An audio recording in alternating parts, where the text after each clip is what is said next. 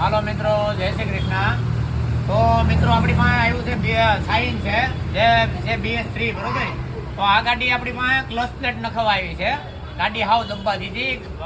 આપણે જે બોમ્બ ટપાડવું હોય ને તે ફરજિયાત પહેલા કે બીજા ગેરમાં લેવું પડતું એવી હાલત થઈ ગઈ છે. હાવ ગમે એમ તમે લીવર મારો ને તો ગાડી નગરી રેસ જ થાય, ભાગે નહીં. આ રીતનું આનું કામ થઈ ગયું હતું બરોબર.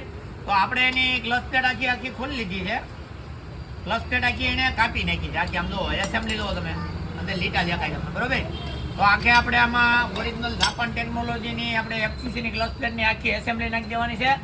પ્લસ બીજા નંબરમાં કાલે મેં તમને સ્પ્લેન્ડરની જે ઓઇલ પંપ આવે ને બતાવ્યું હતું. તો આ જૂના સાઇનની અંદર જો અહીંયા કોઈ વસ્તુ આવતી નથી ક્યાંય. નવું સાઇન આવે ને BS6 એને અહીંયા ઓઇલ પંપના બે બોલ આવે ને, ઓઇલ પંપ એમાં બહાર આપેલું છે. ઓઇલ પંપનું જે ફિલ્ટર આવે ને ઓઇલ પંપ એમાં બહાર આપેલું છે. અને જૂના સાઇનની અંદર આપણે આ ખોલીએ છીએ. જો નજીકથી બતાવો ભાઈ, આ ઓઇલ પંપની જાળી છે. જો આની અંદર કચરો જો આ અડધી પેક થઈ ગઈ છે 50% બરોબર. તો જૂના સાઇનની અંદર ઓઇલ ફિલ્ટર છે ને આની અંદર આવે છે. તો આપણે ક્લચ પ્લેટ નાખવા ગમે ત્યારે ખોલીએ ને તો એમાં અને આ બધું કાઢીને ફર્સ્ટ ક્લાસ જો આ કચરો જો તમે, આ બધું એમાં હલવાઈ ગયેલું હોય સમજ્યા.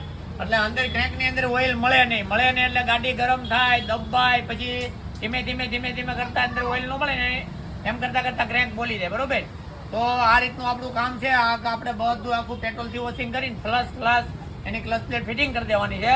તો આવે ને આવી અવનવી વાતો જાણવા અને વિડીયા જોવા માટે અમારી ID સુનિલ કોલડિયાને લાઈક કરો, ફોલો કરો અને આગળ શેર કરો. જય શ્રી કૃષ્ણ.